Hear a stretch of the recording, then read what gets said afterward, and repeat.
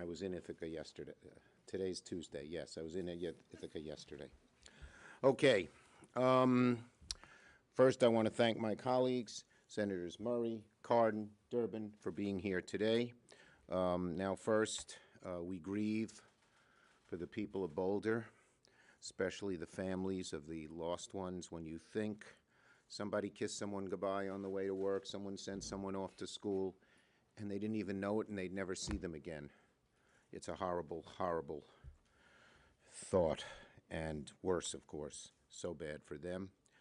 We also think of brave police officer Eric Talley, who died. So, to honor the victims of this horrific shooting, the flags at the U.S. Capitol are being lowered to half-staff today. It's just another awful tragedy. It's less than a week after 8 people were killed in a series of shootings in Georgia. And it's a sad reminder, COVID is not the only epidemic in our country. We have to confront the devastating, unrelenting epidemic of gun violence that steals thousands of innocent lives across this country. And so we have a lot of work to do. I've already committed to bringing universal background checks legislation to the floor of the Senate. The Senate Judiciary Committee, under Chairman Durbin, held a hearing to examine several common-sense proposals to reduce gun violence this morning. But make no mistake, the Senate legislative graveyard is over. 2 summers ago, after another horrific shooting, the Republican leader, then Majority Leader McConnell, promised that there'd be a debate in the Senate floor on gun violence. It never happened. Republicans seem averse to even wanting to talk about the epidemic of gun violence.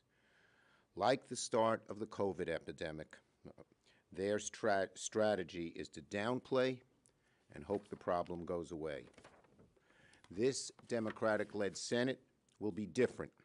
The Senate is not going to hide. We're going to debate and address the epidemics of gun violence in this country. The last month has shown how exactly different the Senate is. We've confirmed now all of Biden's cabinet secretaries. We've held an impeachment trial, and we passed one of the most significant pieces of legislation to pass in decades that will help and will bring relief to Americans. And the Senate has another important piece of legislative business on the agenda this week, and that's the extension of the bipartisan Paycheck Protection Program, which is set to expire on March 31st. Our Small Business Committee Chairman, Senator Cardin, is here to talk about the importance of extending PPP and all of his work to get this done quickly. There's no reason to let this program expire while there are scores of small businesses still in line and billions of dollars left in the program to provide desperately needed help. The House passed the extension 415 to 3, only 3 negative votes. We hope the Senate will move the bill quickly, that no one will stand in the way, that no one will block it. The Senate must pass another extension of the PPP program, the Paycheck Protection Program, before the end of the week to make sure that the nation's small businesses can access this vital lifeline as we all begin to recover from the crisis. But let me be clear, we are not going to end this week without passing an extension. And I'm confident that once again, we will get the job done. Senator Durbin.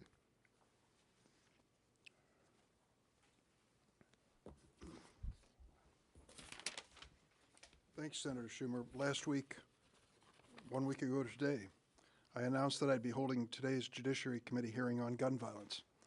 The same day, before the sun set, there was a horrific string of shootings in Atlanta, Georgia, that took the lives of 8 victims.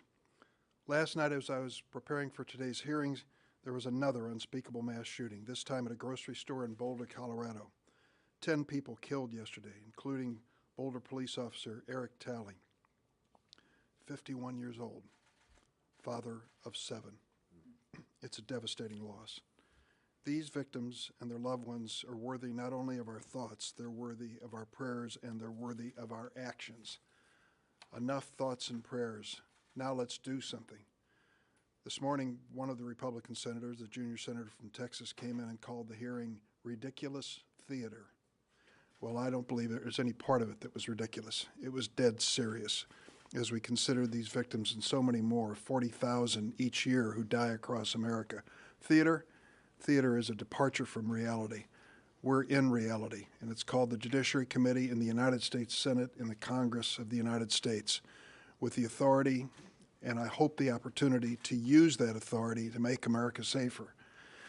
I thank Senator Schumer for what he said about bringing this bill to the floor. I hope that we can complement whatever your effort might be in the committee. I don't know if we'll get a bipartisan vote, but I want to make it clear through this hearing today that the door is open for conversation. But universal background checks are not only supported by 90% of Americans, but a majority of gun owners. They trust that if we have a law and people follow it, we'll be safer as a result of it. It's only the gun lobby and some people on the other side of the aisle who don't see it that way. We owe it to the families across America to make this country a little safer. And what we learned, both in Atlanta and Boulder, Colorado, is that there's a lot of work to be done. And innocent people will continue to die until we do it. Senator Murray.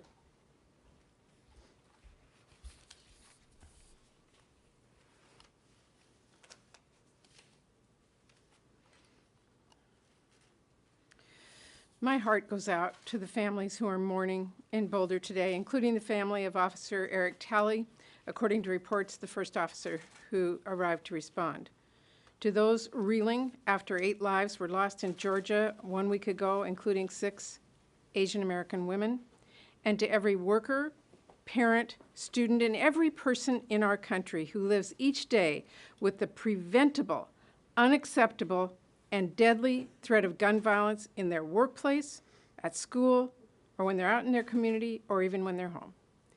In our state, in my state, families will never be the same after Marysville, after Mukilteo, after the Seattle Jewish Federation, and so many others. According to the Giffords Law Center, there are 753 gun deaths in Washington state each year. That amounts to 1 every 12 hours. For years, Democrats have pushed for action to stop this killing with common sense reform that will save lives. For years, we've been blocked by Republican leaders and their special interests. Now, we can act, and we will. People across the country and across the political spectrum want these tragedies to end. They know no matter how you vote, the threat of gun violence is real. They want this to stop, and Democrats are committed to making sure that it does. Thank you. Thank you, Senator Murray. Senator Cardin. Well, Senator Schumer, Senator Durbin, Senator Murray, thank you very much for your leadership on this issue. Make no mistake about it, universal background checks will save lives. Make no mistake about it, outlawing high-capacity magazines will save lives. Make no mistake about it, getting the military-style weapons off of our street and private ownership will save lives. And Senator Schumer said we have not only a COVID pandemic, we have a gun violence pandemic in this country. So I thank our leadership for bringing these issues forward. I just want to spend a moment on a bill that will be coming up later this week, and that is the extension of the Paycheck Protection Program. The House passed this legislation, as Senator Schumer pointed out, by a 415-3 vote, strong bipartisan vote, that would extend the program from the end of this month, 2 months for applications and an additional month for processing those applications. This extension is desperately needed. Let me just give you an example. The Biden administration reached out to the more difficult small businesses to get help. The smaller small businesses had an exclusive opportunity for 14 days. As a result of that opportunity for those companies, 20 employees or less, during that 14-day period, 400,000 signed up for the forgivable PPP loans. But here's the point. Almost 200,000 were first-time PPP recipients. They needed help in reaching out. We have changed the eligibility in the American Rescue Plan. The Biden administration has made it more available for those who do not have employees, the self-employed. This requires time to get these applications not only filed, but processed. As a result, if we do not extend the program, there are going to be a lot of small businesses that are going to be left out. We know that. That's why there's bipartisan legislation to extend the date. Senator Collins has filed the bill in the Senate, along with Senator Shaheen and myself. It's bipartisan. We've always worked together on these issues. We need to get it done. Now, here's the important point. We'll have a hearing on this tomorrow. We'll get the exact numbers, but we're estimating that at the end of March, there's going to be about $50 billion still remaining in the PPP allocated funds. So the funds are there, but we need to extend the law in order for this to work. I know some of my colleagues say, well, can't we change things around here and there? Our committee is open any time to look at changes in the PPP program. The first order of business is to make sure the program is still there, and that requires the passage of this bill unamended by the end of this week. And I thank Senator Schumer for giving us the opportunity to extend the PPP program. Thank you. Yeah, go ahead, Chuck. Good afternoon. Thank you. I've been in this room many times. The day after a mass shooting, each time Democrats have said, this is going to be the time. Gabby Giffords, Steve Scalise, Sandy Hook. But none of these mass shootings have happened in an environment when there is a serious conversation about turning off the filibuster. Why would this not be the occasion if you really want to get gun control done? I am going to meet with Senator Murphy and other Democrats this week that have been set up already, and we will figure out the best path forward. Next. Senator Manchin said that he doesn't support the gun legislation that came out of the House. I'm curious what your reaction is to that, but also would Democrats and would you be supportive of a more tailored bill like Manchin? As I said, I'm going to sit down with Murphy and others, and we're going to figure out the best path forward, but we will put these bills on the floor. I have said that, and it will happen. Yes. Mr. Leader, have you spoken to the White House about an assault weapons ban? President Biden has called for something like that. I haven't. Leader Schumer, Not yet. Later this week, the House will advance a bill that repeals the 1991 and 2002 authorizations for the use of military force in Iraq. What is your view of how the Senate should address that issue?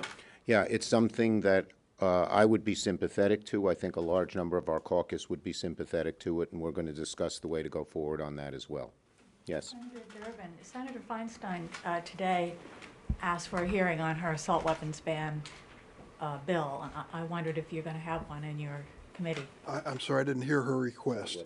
No, I know what she's interested in, but she did, this is the first I've heard of it. But this was in I her stepped out of opening the room. statement. She noted that she had 35 co-sponsors on the bill to renew the assault weapons ban. She said she'd like to have a hearing. All right, I don't want to slow on it. down the efforts on the floor. Bringing this matter to the floor is the highest priority, because that's where we have an opportunity to enact it, pass it. But I'm also hoping that we can do something consistently with that to make sure that the committee, Judiciary Committee, has a hearing and considers even specific amendments that get into these areas. I'm not ruling that out, but I think it's time, over time, that we go on the record for some of these common sense constitutional responses. So you're not ruling out that an assault weapons ban might be part I of... want to speak to Senator Feinstein, make sure I understand exactly what she's looking for, okay? Can I follow up on that? In the back. Senator Schumer, thanks. Can you just give us a little bit of a preview of the next work session? You all are going to finish your work this week. Do you think that the gun issue will come forward in April? Look, there's a whole lot of things that we want to do. We still have a lot of cabinet or sub-cabinet people to confirm. We have judges to confirm. We have a lot of bipartisan legislation that's being talked about and looking at, the China legislation, China government legislation, water legislation, things like that. And we have a lot of bills that came over from the House that we want to put on the floor and get votes on and hopefully pass them. So we have a whole lot of things that we're going to be doing in the next month. Yes. Yelling out doesn't get you to be called first. Several Republican senators have But I said will they're- call on you. Several Republican senators have said today that they're supportive of expanding background checks to commercial gun sales. Are you planning or open to conversation? As I said, we're having a discussion about the best way to move forward, but we will have the House bills put on the floor for a vote. Today, Postmaster General DeJoy laid out his 10-year plan for the post office, which appears to include raising postal prices, slowing down mail service, as well as looking for pension reform, and other efficiencies. Thoughts on, and anyone who wants to weigh in, thoughts on the changes to the post office? Look, I've been disappointed in Mr. DeJoy since he came in. He doesn't seem to want to keep the post office as robust as 90% of America wants a post office kept strong. So I haven't seen his exact plan, but we're going to look at things, pension reform and things like that. The problem that the post office has, that they have to put aside money for health insurance long before any other private or public company does, is something we want to look at. But we believe in a robust post office. We do not like DeJoy cutting back. What do you think about some reports that White House advisors are talking about breaking up the infrastructure package, moving a smaller, maybe bipartisan one first? Chris Coons has endorsed that idea. What's your reaction to that? We're talking to the White House regularly. We had a lengthy discussion this weekend, and we're going to look. The one thing we're united on: Speaker Pelosi, President Biden, myself. We want a big, bold, strong package. As we've always said, we'd prefer to work with Republicans to attain that package. If we can't, we'll move forward other ways. But there are various different options that we're exploring. Back on guns, in September 2019, after the Dayton, El Paso shootings, then Attorney General Barr was up here negotiating. And is that something that you pick up on and work off of as a template, or is it different now because you folks are in charge? And Well, as I said, it's different that we're in charge. We're not going to do what McConnell did and never let a vote occur, never let anything see the light of day. We have to figure out the best way to get the most done, and that's what we're going to figure out. Thank you. Last one. One more. Just to follow up on guns again. So why are you prioritizing the expanded / universal background checks over an assault weapons ban? The Like, bottom. why I'm not going to pick which of them. The background checks bill passed the House. It passed it overwhelmingly. It's supported by 90% of Americans, 80% of gun owners. It's a very important thing to do. That is not to say we wouldn't look at other things as well. So it's because Thank you. You think it has a better chance of passing and reaching the president's desk? One question. Just wanted to clarify.